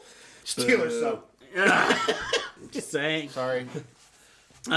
Personally, two of the panel thought the Cavs should have won, and one of them, Blake, actually has a Cavs jersey, Cavs shirt on. I'm wearing the shirt, baby. Woo! He was cheering. He was in the wings going. The Cavaliers beat the most historically greatest regular season team in the history of the NBA. That's right. 3-1 deficit. So you're saying- and you're going to give it to the Cubs, who beat an significantly inferior Cleveland Indians team. Nope. Done. You're dissing the Indians? Yeah. Wow. They were inferior, and they should have lost the fucking series. Well, they had the best pitcher in the entire World Series, though. In the entire playoffs. Yeah, but you can't Corey pitch them Kluber every was the other best day. pitcher. For Wait, Christ's sake, entire their arms were I would rubber argue by the Andrew end of Miller the time was, that but- Game 7 came around. Oh, he's If we still had- on your team. I know. But, yeah, I'll go Kluber. And next is Neil and Annalise from Dark Angels and Pretty Feet. They are nominating and awarding the best glistening dude of the year. Oh yeah, the 42nd Annual Floppy Awards. This is Neil from Dark Angels and Pretty Freaks. I am very sorry I am flying solo tonight. The better half of Dark Angels and Pretty Freaks and my lovely wife, Annalise, cannot be here because of the weather, and she is stuck at my parents' house about 30 miles away. But we wanted to get this in because we are procrastinators and waited to the last moment. So, let's get into it, people. Well, first of all, congratulations to Hobie, the History of Bad Ideas podcast, for their success and for their doing this for 49 years in a row. I am very impressed, very happy, and very honored to be part of it, as is Annalise, although she's not a part of it because she's not here. But we'll think she is a part of it because she is the main part of Dark Angels and Pretty Freaks, of which I will say the title of our podcast as many times as I can. So we are here to present the Glistening Person of the Year Award. And our nominations are Mariah Carey for what Annalise says has a new makeup line coming out, and she's very excited about it. So you go, Mariah Carey. We also have John Bon Jovi. We got to nominate him all the time because he just purely glistens and he's awesome. We are also nominating Tom Cavanaugh. He's in Flash, and as we enjoy, he's been in very, very many Hallmark Channel Christmas movies. We like those. So we're going to also nominate the Hallmark Channel Christmas movie Countdown to Christmas extravaganza they have every year because it is epic, and I do watch those. We want to nominate Matt from the Reasons Are Several podcast for being smart enough to pick me, Neil, as his co-host, permanent, when Reasons Are Several. I think this shows an immense amount of intelligence on his part, as well as a true devotion and love to and for me. So we nominate Matt. And without any further ado, the winner of the 2016, right? We're doing 2000, it's not 2017, whatever. The winner of the 49th Annual Glistening Person of the Year Floppy Award goes to, oh, look at this. We're throwing you another curveball. It's actually going to go to Jen, which is Nickel's fiance, for agreeing to marry Nickel. So Jen, congratulations. You glisten like no other. Good luck. And we love you both. So with that, gentlemen, guests, fans of the History of History of Podcast. There's your new name. The History of Podcast Ideas podcast. My God. The History of Bad Ideas podcast. We thank you for letting us be part of it. By all means, Dark Angels and Pretty Freaks is more than proud and humbled to be able to help you. Dark Angels and Pretty Freaks feels that Dark Angels and Pretty Freaks should help out History of Bad Ideas as often as Dark Angels and Pretty Freaks can. and we just feel that it's part of the friendship, it's part of the camaraderie, and it's part of our love for you. So let's all get naked and celebrate Jen. Have at it. See ya.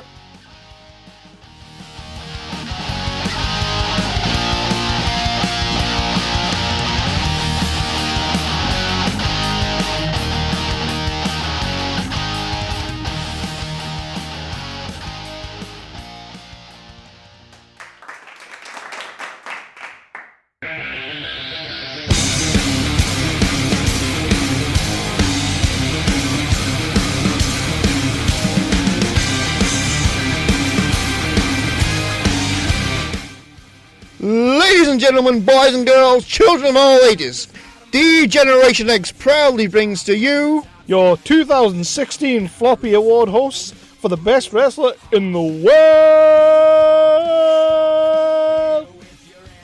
The Pissy X Video Store clerk, Kev. The Scottish Whedon whore, Chris. The 365 Flicks Podcast. And of course, if you're not done with that, we've got 2 words for you. Suck it!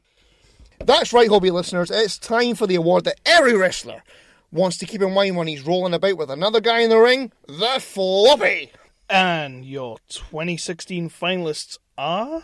The Miz, Kevin Owens, Chris Jericho, Grado, and Charlotte Flair. And the winner of the 2016 Floppy Award for Best Wrestler is... Enough.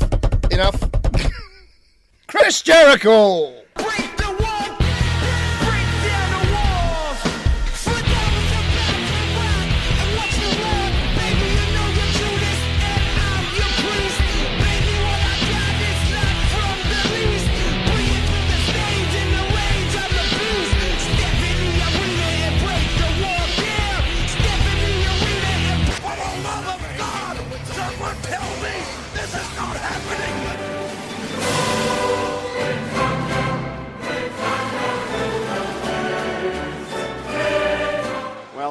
With all due respect, Chris Jericho is suffering from anal bleeding.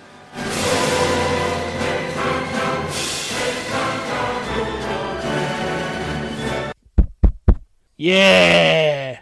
You boys think you ain't gonna give me my floppy? I'm gonna come up in here and I'm gonna take my floppy! That's right! Chris Jericho thought he could come down here, take this floppy for the best wrestler of 2016, when I've just done a 7-week stint on another damn wrestling show, after me and Chris kicked their candy asses! Here, Chris, hold my floppy. I don't want your floppy. It's not floppy now. Nah, that's right. It is true. Chris Jericho has had a good year. But to win the 2016 floppy, try and take that from me. So I'm going to put that floppy down, because it ain't floppy no more, and concentrate on the Wrestler Floppy Award, because that goddamn sumbitch belongs to us. It's ours! So I'm going to take that floppy home in hand, and I'm going to put it on my mantelpiece. Woo! Woo! Thank you, hobby. Merry Christmas, Happy New Year, keep doing what you're doing, and we'll see you in September. They do good stuff over there. Well, there's a limit. Oh. Well, to keep this an ab fab, I'm putting Jason through a fucking table. We are definitely putting Jason through a table when we go over. Yeah. Yeah, my throat's fucked. Your throat is fucked. Yep. Your floppy award is broken, Kev. Tatty bye. It's not floppy anymore. Mm-hmm.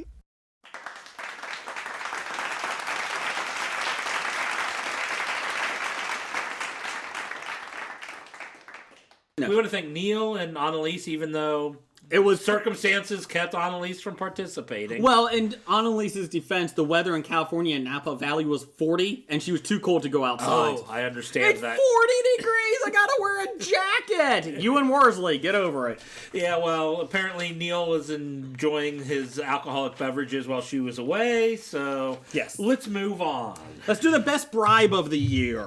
This is a big floppy. Oh, yes, the best bribe of the year.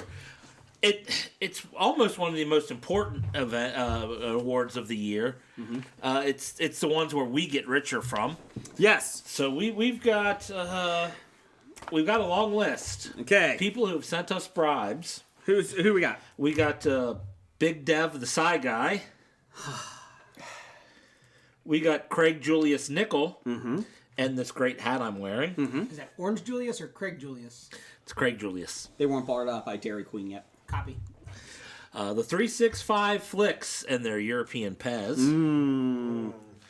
Number one fan Doug, even though hummus was included.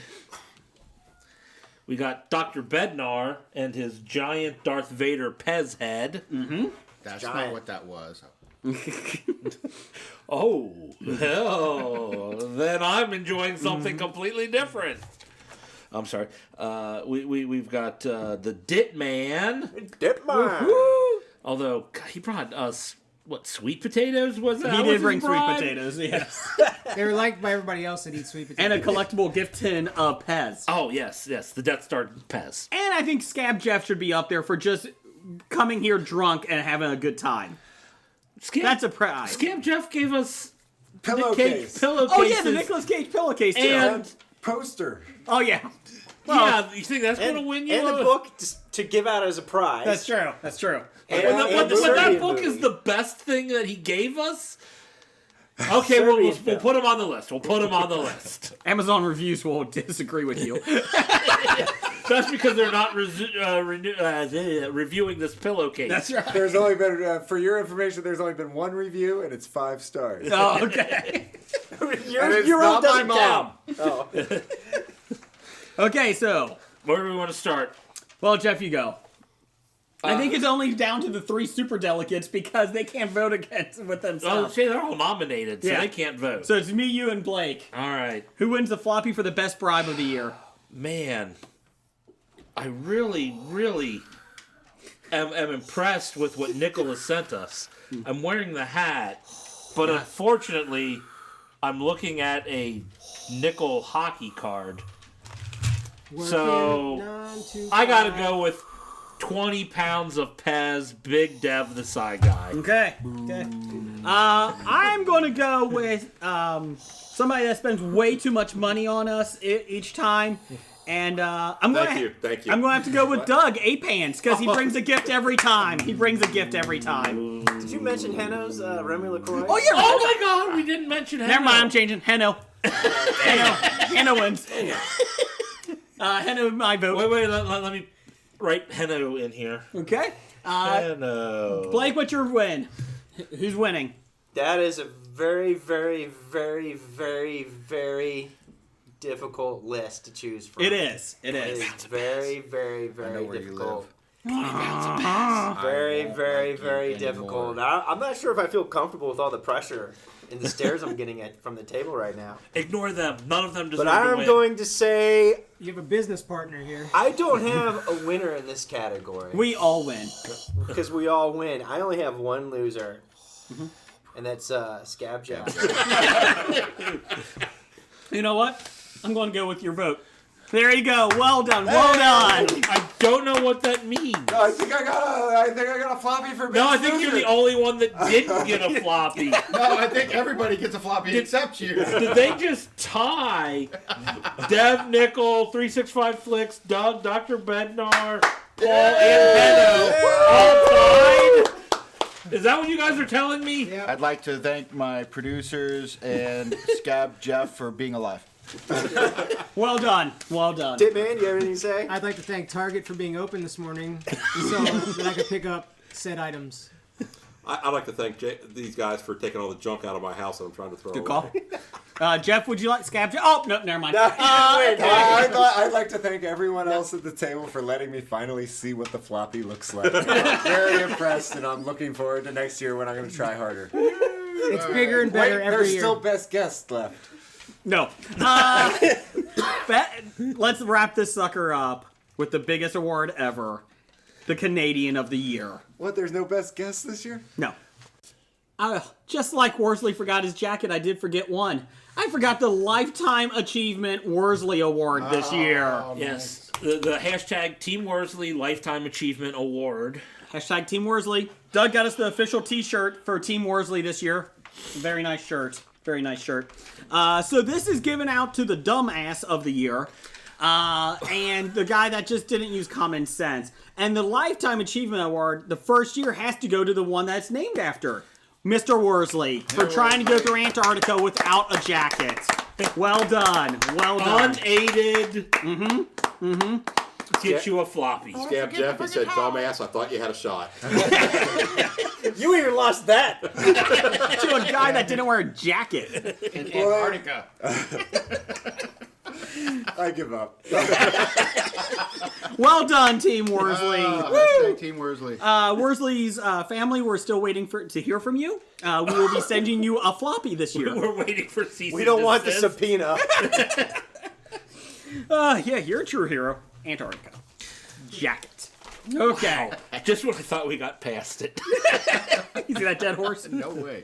Finally, the one that is the greatest of the year. The best floppy of the year. The biggest, the meatiest, the thickest, the hairiest. It's the Canadian of the Year award.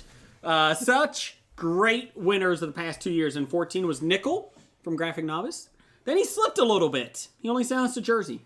And lost in 2015. He tied with El Heno. He didn't lose. He tied. Co-won. And I feel like it was actually El Heno's award, though. So this year's award winner nominees are Nickel from the Graphic Novice, Dev, the Gentle Giant from Snake Oil. He's also the Psy Guy. The Pop Culture Podcast, the whole podcast, just one. And they're from Canada. Yeah, well, he is.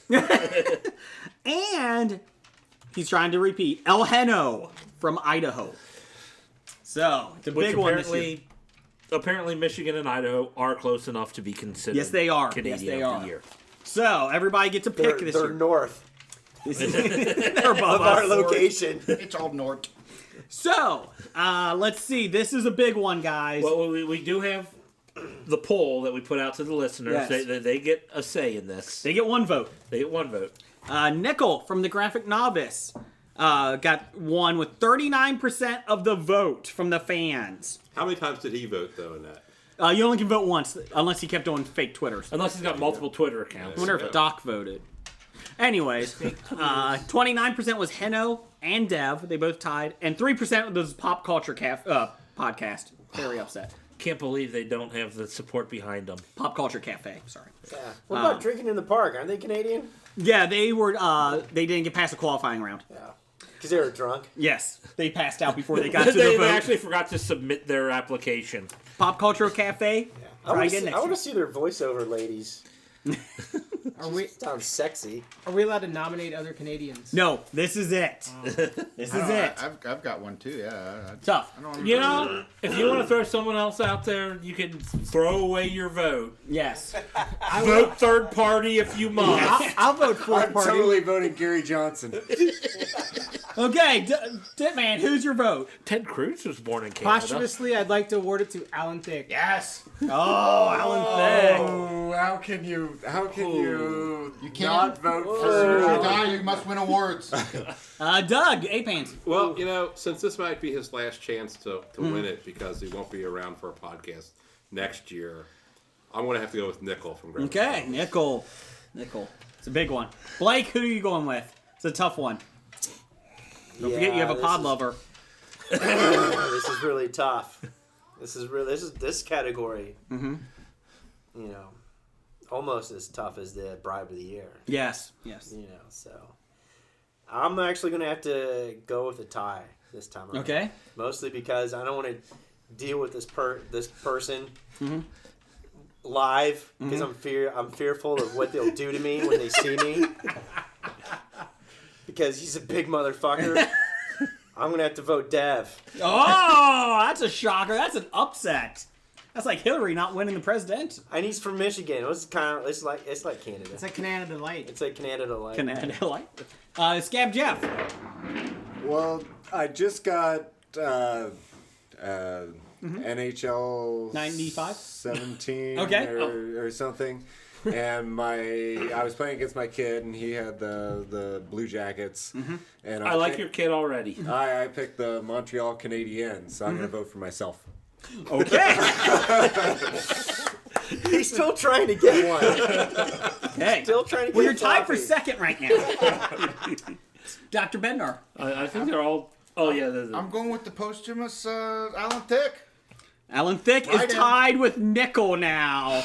You know, I thought this was a clear-cut choice. Smile again. Show me that smile. Don't waste another minute on your crying. We're almost near the end. The best is ready to begin. I thought this was clear cut, but then the Dit Man had to throw out the Alan Oh Thicke God, vote. he did write the How theme much of did Facts of he Life influence as your well. young Did. The Facts of Life. Oh, He wrote different strokes too. I'm only voting this way because Alan Thicke never sent me a bribe. But I'm voting for Nickel. We're disappointed. It's not over yet. There's still one more. It's a tough call. It's a tough call. You can't vote Worsley. He was British. No, he's dead. You can vote me for a 3-way tie. No, you would still come in second. Yeah, right now we got 3 for Nickel. You're just taking votes away from Alan Thicke. 3 for Nickel, 2 for Alan Thicke, 1 for Dev because of fear. Fear. Sorry, you can't return this out of spite. That's why people vote And for 1 Trump. for Fear. Scam Jeff. Well, I don't know what to do because Nickel is a great, great man and he's bribed us a lot. But the song that you guys all sang is really a classic. So for the second year in a row, we're going to have a tie between Nickel and Alan Thicke. Well done, guys. Canadians of the year. The good news is you could probably pry the floppy from his cold dead hand. So that's a positive. Oh, you just ruined the entire show. Somewhere up there, Worsley and Alan Thicke are like.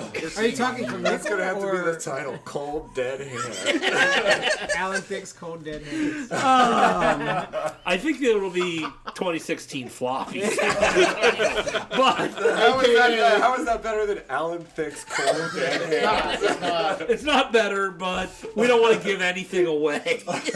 Nickel, you may have bribed How us many with... people will listen to Alan Thicke's Cold Dead Hand as opposed to 2016? Maybe his family I don't think know. it's a I tribute. don't know. We have people having floppy listening parties. Yes. Not Alan Thicke's Cold Dead Hands listening parties. That is true. We do have a floppy listening party. The Floppies is the only episode of the year I actually listened to. So if we didn't name it Floppies, you wouldn't know which one to listen By to. himself with a bottle of whiskey in the corner store, drowning in his own depression that he was once again left off. He's probably masturbating too. But I'm listening for the guest of the year. I'm nominated.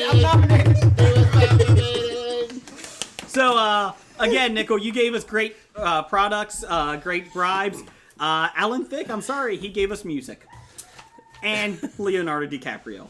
So, thank you. Congratulations, though. You didn't lose. You just tied with Alan Thicke. Three-time winner. He is a 3-time winner. Three-time co-winner. Yeah, well, two-time co-winner. He did win it outright. So you're kind of saying when Nickel, there was no competition. Nickel did peak in 2014. He's peaked. Yep. Congratulations, though. And bad idea of the week is Or of the year. Of the year number. This doesn't qualify as a floppy though, right? Oh No, this no, isn't no, winning no. a floppy. And it's so low, it doesn't even matter. 1,005. All right. 1,005. Scab Jeff thinking he's winning a floppy this year. So Oh, that's such a bad idea. I hate you all. good. I appreciate See you it. next season then. Roger says goodbye. Goodbye. From Walking Dead to Talking Heads, from comic books to TV sets, there's a history of not so bad. There's the history. It's the history of bad, so bad. The history of bad, it's bad. History of bad ideas. Podcast. Addendum. Floppy for best guest of the year goes Hey, to... wait, Jeff, what are you doing? Nothing? No, you can't give yourself a floppy.